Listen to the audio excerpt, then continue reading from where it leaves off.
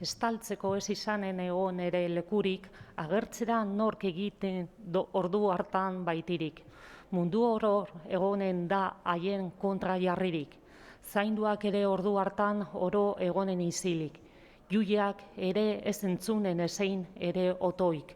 Egun hartzaz horit giten otoiara gaberik.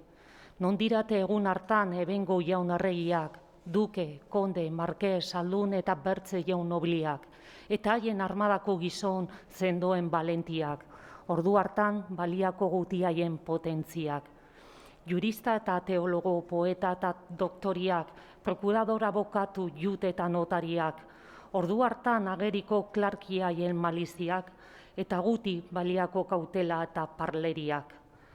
Aita zaindu kardenalea pez eta prelatuiak berez eta ardi oroz eman behar han konduia. Egun hartan handiena izanen da erratuia eta bardin juiaturen handia eta txipia. Aferdate egun hartan haria peiatzia, egon ere estasagu jaunik ere gainean, malizia, gaitzi, zaika eta maite egia. Elasotoi orork egin orain penitentzia, egun hartan gero ez dugun egiteko handia. Zeinaliak jinen eta eintzinetik tristerik, elementak ebiliren oror tribulaturik. Iguzkia, hilarria, odoletan ezinik, itsasoa samurturik, goiti eta behiti, hango arrainak izuturik ebiliren jalgirik.